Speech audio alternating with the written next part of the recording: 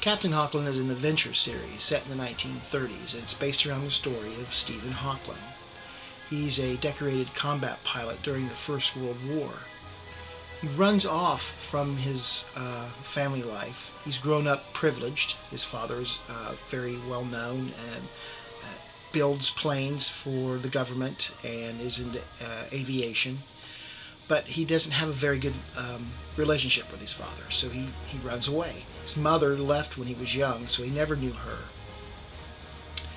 And he ends up becoming a pilot for the Army Air Corps during the Great War.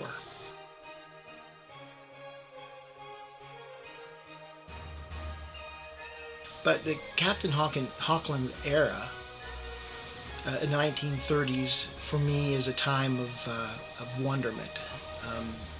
New advancements in science, medicine, the style, the era.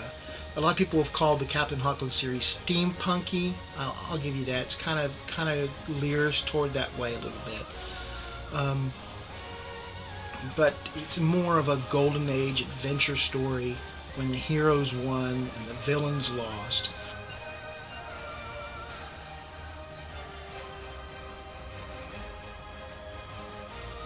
Well, his two companions,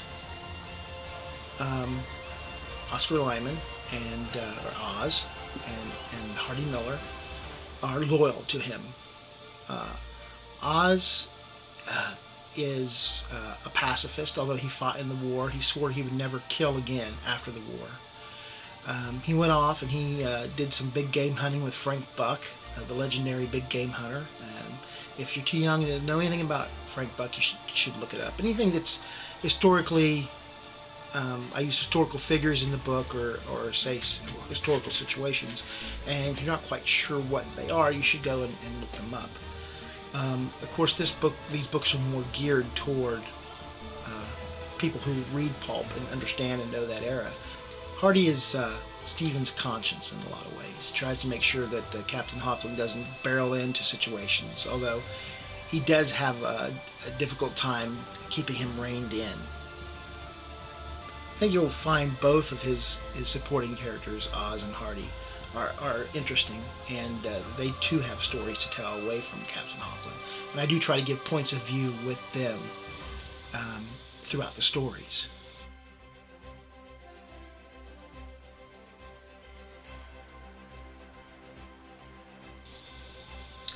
The clandestine wing is Captain Hawklin's Silver Avengers, and his pilots are the Crusaders who protect Crown City. And Crown City, of course, is on the Pacific seaboard, in the California area. I'm not quite sure I say that it's in California.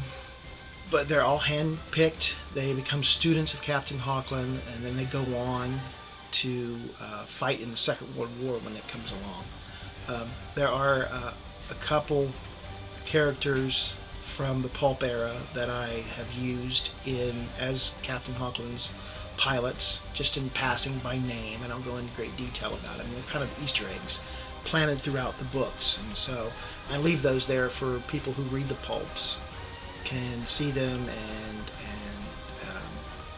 talk about them, and just, it's kind of an oh wow moment, I guess.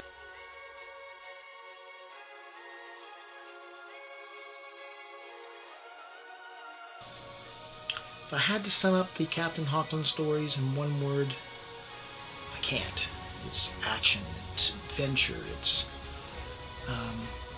love and hatred, it's everything that happens in that area. It's good versus evil, and Captain Hawklin is the epitome of good, and villains like Skyhook and Captain Hawklin and the Skyhook Pirates, or Captain Eichmann from Captain Hawklin and the Underwater Menace are the evil side of mankind and of humanity, and I always like these kind of stories to have positive outcomes.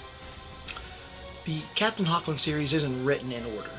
The first book was released in 2012 and is set in 1938, where the second book is released this year and is set in 1934. I